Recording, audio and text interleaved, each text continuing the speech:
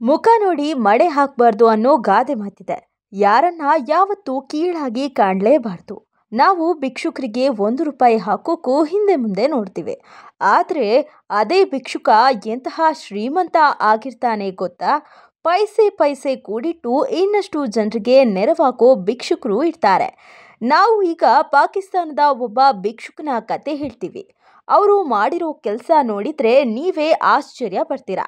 ರಸ್ತೆಯಲ್ಲಿ ಭಿಕ್ಷೆ ಬೇಡಿ ಆತ ಈಗ ಇಡೀ ಪಾಕಿಸ್ತಾನವೇ ಮೆಚ್ಚುವಂತಹ, ಇಡೀ ವಿಶ್ವವೇ ಅಚ್ಚರಿ ಪಡಿಸುವಂತಹ ಕೆಲಸವನ್ನ ಮಾಡಿದ್ದಾನೆ. ಅದೇನಂತ ಹೇಳ್ತೀವಿ ಇಂದಿನ ವಿಡಿಯೋದಲ್ಲಿ. ವಿಡಿಯೋನ ಪೂರ್ತಿಯಾಗಿ ನೋಡಿ. ಪಾಕಿಸ್ತಾನ ದಿವಾಳಿ ಎದ್ದು ಹೋಗಿದೆ ಅನ್ನೋದು ಎಲ್ರಿಗೂ ಗೊತ್ತಿರೋ ವಿಚಾರ.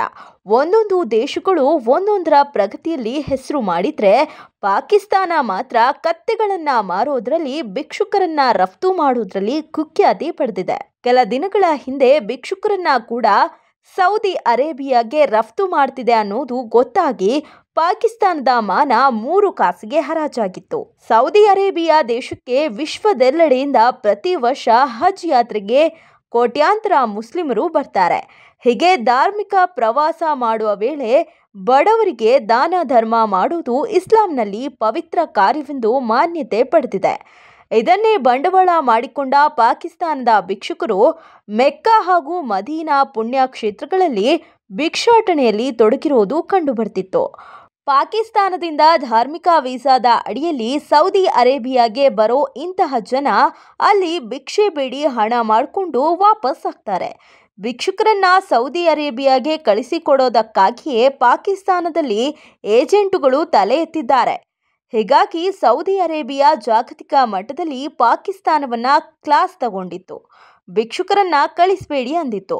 ವಿದೇಶಗಳಲ್ಲಿ ಬಂಧನಕ್ಕೊಳಗಾಗೋ ಭಿಕ್ಷುಕರ ಪೈಕಿ 90% ಪಾಕಿಸ್ತಾನದ ಭಿಕ್ಷುಕರೇ ಇರ್ತಾರೆ ಅನ್ನೋದು ವರದಿಯಾಗಿತ್ತು. ಮೊದಲಿಗೆ ಪಾಕಿಸ್ತಾನದಲ್ಲಿ ಭಿಕ್ಷಾಟನೆ ಎಷ್ಟರ ಮಟ್ಟಿಗೆ ಫೇಮಸ್ ಅನ್ನೋಕೆ ಒಂದು ಉದಾಹರಣೆ ಕೊಡ್ತೀವಿ. ಇಡೀ ಪಾಕಿಸ್ತಾನದಲ್ಲಿರೋ ಒಟ್ಟಾರೆ ಜನಸಂಖ್ಯೆ 25 ಕೋಟಿ. ಆದರೆ ಇದರಲ್ಲಿ ಸರಿಸುಮಾರು 3.5 ಕೋಟಿ ಜನ ಭಿಕ್ಷುಕರೇ ಇದ್ದಾರಂತೆ. ಇದು ಪಾಕಿಸ್ತಾನದ ಭಿಕ್ಷುಕರ ಸಾಮ್ರಾಜ್ಯ ಎಷ್ಟರ ಮಟ್ಟಿಗೆ ದೊಡ್ಡದಿದೆ ಅನ್ನೋದನ್ನ ಊಹಿಸಿಕೊಳ್ಳಿ. ಪಾಕಿಸ್ತಾನದಲ್ಲಿ ಇಷ್ಟು ಜನ ಭಿಕ್ಷುಕರು ಒಂದು ವರ್ಷದಲ್ಲಿ ಗಳಿಸೋ ಭಿಕ್ಷೆ ಪ್ರಮಾಣ ಬರೋಬ್ಬರಿ $42 ಬಿಲಿಯನ್. ಅಂದರೆ ಭಾರತದ ಲೆಕ್ಕದಲ್ಲಿ ಹೇಳೋದಾದ್ರೆ ಬರೋಬ್ಬರಿ 3.5 ಲಕ್ಷ ಕೋಟಿ. ಇದು ಕರ್ನಾಟಕದ ಒಟ್ಟಾರೆ ಬಜೆಟ್ ಅನ್ನು ಮೀರಿಸುತ್ತೆ. ಪಾಕಿಸ್ತಾನದಲ್ಲಿ ಈಗ ಇದು ಒಂದು ಉದ್ಯಮವಾಗಿ ಬೆಳೆದು ಬಿಟ್ಟಿದೆ. ಭಿಕ್ಷುಕರನ್ನ ಫಾರಿನ್ಗೆ ಕಳಿಸೋದು, ಅಲ್ಲಿ ದುಡ್ಡು ಸಂಗ್ರಹಿಸೋದು. ಪಾಕ್ನಲ್ಲಿ ಇದೊಂದು ಉದ್ಯಮವೂ ಹೌದು, ಮಾಫಿಯಾ ಕೂಡ ಹೌದು. ಆದ್ರೀಗ ನಾವು ಹೇಳ್ತಿರೋದು ಪಾಕಿಸ್ತಾನದ ಒಬ್ಬ ಡಿಫರೆಂಟ್ ಭಿಕ್ಷುಕನ ಬಗ್ಗೆ. ಈ ಶ್ರೀಮಂತ ಭಿಕ್ಷುಕ ಮಾಡಿದ ಒಂದು ಪುಣ್ಯದ ಕೆಲಸಕ್ಕೆ ಇತರೆ ಭಿಕ್ಷುಕರು ಖುಷಿಯಾಗಿದ್ದಾರೆ. ಒಬ್ಬ ಪಾಕಿಸ್ತಾನದ ಭಿಕ್ಷುಕ ಮಾಡಿದ ಕೆಲಸ ಈಗ ಕೋಟ್ಯಾಧಿಪತಿಗಳಿಗೂ ಮುಜುಗರ ತರುವಂತಿದೆ. ಗುಜ್ರಾನ್ವಾಲಾ ಅನ್ನೋ ಪ್ರದೇಶದ ಭಿಕ್ಷುಕ ಕುಟುಂಬವೇ ಬರೋಬ್ಬರಿ 20,000 ಜನರಿಗೆ ತಿಥಿ ಊಟ ಹಾಕಿಸಿದೆ. ಈ ಔತಣಕೂಟಕ್ಕೆ ಸುಮಾರು ₹1,25,00,000 ಖರ್ಚು ಮಾಡಿದ್ದಾನೆ ಆ ಭಿಕ್ಷುಕ. ತಮ್ಮ ಅಜ್ಜಿಯ 40ನೇ ದಿನದ ತಿಥಿ ಕಾರ್ಯಕ್ಕೆ 20,000 ಜನರಿಗೆ ಊಟವನ್ನ ಹಾಕಿಸಿದ್ದಾನೆ. ಹೀಗೆ ಬಂದವರು ಕೂಡ ಎಲ್ಲರೂ ಭಿಕ್ಷುಕರೇ. ಇನ್ನು ಈ ಗೆಸ್ಟ್ಗಳನ್ನ ಕರೆತಂದು ಊಟದ ಬಳಿಕ ವಾಪಸ್ ಬಿಡೋಕೆ ಅಂತಾನೆ 2,000 ವಾಹನಗಳನ್ನ ಆತ ಆಯೋಜಿಸಿದ್ದ. ಇನ್ನು ಭಿಕ್ಷುಕನ ಮನೆಯ ತಿಥಿ ಊಟಕ್ಕೆ ಮಾಡಿಸಿದ್ದ ಅಡುಗೆ ಮೆನುವಂತೂ 5 ಸ್ಟಾರ್ ಹೋಟೆಲ್ ಮೀರಿಸುವಂತಿತ್ತು. ಸಿರಿಪಾಯೆ, ಮುರಬ್ಬ ಮತ್ತು ವಿವಿಧ ಮಾಂಸ ಭಕ್ಷ್ಯಗಳು ಇತ್ತು. ಜೊತೆಗೆ ಮಟರ್ಗಂಜ್, ಮಟನ್ ಸೇರಿ ನಾನ್ ವೆಜ್ಗಳಿದ್ವು. ಅತಿಥಿಗಳಿಗೆ ಅಂತ 250 ಮೇಕೆಗಳನ್ನ ಕಡಿದು ಅಡುಗೆ ಮಾಡಿ ಬಡಿಸಲಾಗಿತ್ತು. ಭಿಕ್ಷುಕನ ಮನೆಯ ತಿಥಿ ಊಟವನ್ನ ತಿನ್ನೋಕೆ ಸಾವಿರಾರು ಭಿಕ್ಷುಕರು ಕೂಡ ಬಂದಿದ್ರು. ಭಿಕ್ಷುಕನೊಬ್ಬ ತನ್ನ ಅಜ್ಜಿಯ ತಿಥಿ ಊಟಕ್ಕೆ ಅಂತ 1 ಕೋಟಿಗೂ ಹೆಚ್ಚು ಖರ್ಚು ಮಾಡಿರೋದು ಅಚ್ಚರಿ ಹುಟ್ಟಿಸಿದೆ. ತಾನೇ ಭಿಕ್ಷುಕನಾದ್ರೂ ತಾನು ಸಂಪಾದಿಸಿದ ದುಡ್ಡಿಂದ ಇತರೆ 20,000 ಭಿಕ್ಷುಕರಿಗೆ ಊಟ ಹಾಕಿಸಿರೋದನ್ನ ಉಳಿದವರು ಖುಷಿಯಾಗಿದ್ದಾರೆ. ಪಾಕಿಸ್ತಾನದ ಹಲವು ಭಿಕ್ಷುಕರು ಸೌದಿ ಅರೇಬಿಯಾಕ್ಕೆ ಹೋಗಿ ಅಲ್ಲಿ ಭಿಕ್ಷೆ ಬೇಡಿ ಹಣ ಸಂಪಾದಿಸುತ್ತಿರೋದು ಕಂಡುಬಂದಿದೆ. ಶ್ರೀಮಂತ ದೇಶಗಳಿಂದ ಈ ಪವಿತ್ರ ಮೆಕ್ಕಾ ಮದೀನಾ ಯಾತ್ರೆಗೆ ಬರುವ ಮುಸ್ಲಿಮರು ಅಲ್ಲಿನ ಭಿಕ್ಷುಕರಿಗೆ $1 ಲೆಕ್ಕದಷ್ಟೇ ದಾನ ಮಾಡಿಬಿಡ್ತಾರೆ. ಹಜ್ ಯಾತ್ರೆ ಟೈಮಲ್ಲಿ ಸಾವಿರಾರು ಭಿಕ್ಷುಕರು ಕಾಣಸಿಗ್ತಾರೆ. ಹಜ್ ಯಾತ್ರೆಗೆ ಹೋಗೋ ಮುಸ್ಲಿಮರು ಕೂಡ ಅಷ್ಟೇ, ಹೃದಯ ವೈಶಾಲ್ಯತೆ ದಾನ ಧರ್ಮ ಮಾಡಿಬಿಡ್ತಾರೆ. ಇಂಥ ಹಣ ಸಂಗ್ರಹ ಮಾಡೋ ಭಿಕ್ಷುಕರು ವಾಪಸ್ ತವರಿಗೆ ಬಂದ್ಮೇಲೆ ಕುಬೇರರಾಗಿ ಬದಲಾಗಿರ್ತಾರೆ. ಪಾಕಿಸ್ತಾನದ ಭಿಕ್ಷುಕ ಕೂಡ ಇದೇ ರೀತಿ ಹಣ ಸಂಪಾದಿಸಿದ್ದ ಅಂತ ಜನ ಮಾತನಾಡ್ಕೋತಿದ್ದಾರೆ. ಇನ್ನು ಭಾರತದಲ್ಲೂ ಹಲವು ಭಿಕ್ಷುಕರು ಕೋಟಿ ಕೋಟಿ ಮನೆಯನ್ನ ಕಟ್ಟಿಸಿರೋದನ್ನ ನೋಡಿದ್ದೀವಿ. ಮುಂಬೈನ ಛತ್ರಪತಿ ವಿಮಾನ ನಿಲ್ದಾಣದಲ್ಲಿ ಭಿಕ್ಷೆ ಬೇಡೋ ಭಿಕ್ಷುಕನೊಬ್ಬ ಮುಂಬೈನ ಪ್ರತಿಷ್ಠಿತ ಏರಿಯಾದಲ್ಲೇ ಬಂಗಲೆ ಕಟ್ಟಿಸಿದ್ದಾನೆ.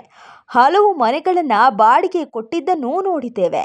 ಈಗ ಭಿಕ್ಷುಕರನ್ನ ಕೂಡ ಕಡೆಗಣಿಸುವಂತಿಲ್ಲ ಅನ್ನೋದು ಈ ಮೂಲಕ ಗೊತ್ತಾಗುತ್ತೆ.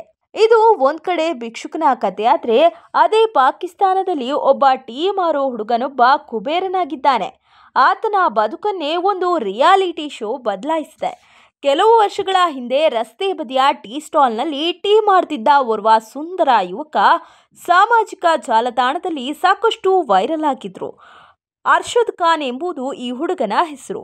ಈ ಫೋಟೋ ವೈರಲ್ ಆಗಿದ್ದು 2016ರಲ್ಲಿ. ಅರ್ಷದ್ನ ಸಂಪೂರ್ಣ ಭವಿಷ್ಯ ಈಗ ಬದಲಾಗಿದೆ. ಅವರು ಶಾರ್ಕ್ ಟ್ಯಾಂಕ್ ಪಾಕಿಸ್ತಾನದಲ್ಲಿ ತಮ್ಮ ಕೆಫೆ ವ್ಯವಹಾರಕ್ಕಾಗಿ ಹೂಡಿಕೆಯನ್ನ ಪಡೆದುಕೊಂಡಿದ್ದಾರೆ. ಕಾರ್ಯಕ್ರಮದಲ್ಲಿ ಅರ್ಷದ್ ತಮ್ಮ ಆನ್ಲೈನ್ ಜನಪ್ರಿಯತೆ ಮತ್ತು ಭವಿಷ್ಯದ ಕನಸುಗಳನ್ನು ಪ್ರಸ್ತಾಪಿಸಿದ್ರು. ಈ ವೇಳೆ ಅರ್ಷದ್ ತಮ್ಮ ಬ್ರ್ಯಾಂಡ್ ಕೆಫೆ ಚಾಯ್ವಾಲಾ ಬಗ್ಗೆ ಹೇಳಿಕೊಂಡು 1 ಕೋಟಿ ಹೂಡಿಕೆ ಮಾಡುವಂತೆ ಹೇಳಿಕೊಂಡಿದ್ರು. ಆತನ ಅದೃಷ್ಟ ಚೆನ್ನಾಗಿತ್ತು. ಈ ಶಾರ್ಕ್ ಟ್ಯಾಂಕ್ ಶೋ ಕಾರ್ಯಕ್ರಮದಲ್ಲೇ ದೊಡ್ಡ ದೊಡ್ಡ ಉದ್ಯಮಿಗಳಿದ್ರು. ಅರ್ಷದ್ ಪ್ರಖ್ಯಾತಿ ಕಂಡು ಬರೋಬ್ಬರಿ 1 ಕೋಟಿ ಹಣ ಹೂಡೋಕೆ ಒಪ್ಪಿದ್ರು. ಇದಾದ್ಮೇಲೆ ಅರ್ಷದ್ ಖಾನ್ ಜೀವನವೇ ಬದಲಾಗಿ ಹೋಯಿತು. ಅರ್ಷದ್ ಇಸ್ಲಾಮಾಬಾದ್ನಲ್ಲಿ 2020ರಲ್ಲಿ ಒಂದು ರೂಫ್ ಟಾಪ್ ಕೆಫೆಯನ್ನ ಓಪನ್ ಮಾಡಿದ. ಇದು ಸಖತ್ ಫೇಮಸ್ ಆಗಿತ್ತು. ಈಗ ಆತನ ಕೆಫೆ ಪಾಕಿಸ್ತಾನದಲ್ಲಷ್ಟೇ ಅಲ್ಲ, ಇಂಗ್ಲೆಂಡ್ನಲ್ಲೂ 3 ಬ್ರಾಂಚ್ಗಳಿದ್ದಾವೆ. 3 ವರ್ಷದಲ್ಲಿ ಅವನು ಒಟ್ಟು ಗಳಿಕೆ 2 ಕೋಟಿ ರೂಪಾಯಿ ಆಗಿದೆ. ಇದು ಪಾಕಿಸ್ತಾನದ ಭಿಕ್ಷುಕರ ಕತೆ. ಕೋಟಿ ಕುಬೇರ ಚಾಯ್ವಾಲನ ಕತೆ. ಅದೇ ಪಾಕಿಸ್ತಾನದ ಸುರಸುಂದರಿಯೊಬ್ಳು ಭಾರತೀಯರನ್ನ ತನ್ನ ದೇಶಕ್ಕೆ ಆಹ್ವಾನಿಸ್ತಿದ್ದಾಳೆ. ಈಕೆ ಈಗ ಸಖತ್ ವೈರಲ್ ಆಗಿದ್ದಾಳೆ. ಪಾಕ್ನ ಈ ಸುಂದರಿ ಹುಡುಗಿ ಅಲ್ಲಿನ ಮಾರ್ಕೆಟ್ಗೆ ಹೋಗ್ತಾಳೆ. ಅಲ್ಲಿನ ಯಾವುದೋ ಒಂದು ಪ್ರದೇಶವನ್ನ ತೋರಿಸಿ ಭಾರತೀಯರನ್ನ ತನ್ನ ದೇಶಕ್ಕೆ ಆಹ್ವಾನಿಸ್ತಾಳೆ. ಭಾರತೀಯರೇ, ದಯವಿಟ್ಟು ಪಾಕಿಸ್ತಾನಕ್ಕೆ ಬನ್ನಿ ಅಂತ ಕೇಳ್ಕೊಳ್ತಾಳೆ. ಈ ವಿಡಿಯೋ ನೋಡಿದ ಜನ ಶೀಘ್ರದಲ್ಲೇ ನಾವು ಇಡೀ ಪಾಕಿಸ್ತಾನವನ್ನ ಭಾರತದೊಂದಿಗೆ ವಿಲೀನಗೊಳಿಸ್ತೀವಿ, ಆಗ ನಾವು ನಿಮ್ಮ ಜೊತೆ ಇರಬಹುದು ಅಂತ ಕಮೆಂಟ್ ಮಾಡ್ತಿದ್ದಾರೆ. ಒಂದ್ ಕಡೆ ಪಾಕಿಸ್ತಾನ ಭಿಕಾರಿಯಾಗಿದೆ. ಭಿಕ್ಷೆ ಬೇಡಿ ಸಂಪಾದಿಸಿದ ಹಣದಿಂದ ಎಷ್ಟೋ ಜನ ಜೀವನ ಕಟ್ಕೋತಿದ್ದಾರೆ. ಇದರ ಜೊತೆಗೆ ಪಾಕಿಸ್ತಾನದ ಈ ಸುಂದರಿ ಭಾರತೀಯರನ್ನ ಪಾಕಿಸ್ತಾನಕ್ಕೆ ಬನ್ನಿ ಅಂತ ಕೇಳ್ಕೊಳ್ತಿದ್ದಾಳೆ. ಇದನ್ನ ನೋಡಿದ್ರೆ ಪಾಕ್ ಜೀವನವೇ ವಿಚಿತ್ರ ಅನ್ಸುತ್ತೆ. ಈ ಬಗ್ಗೆ ನೀವೇನಂತೀರಾ?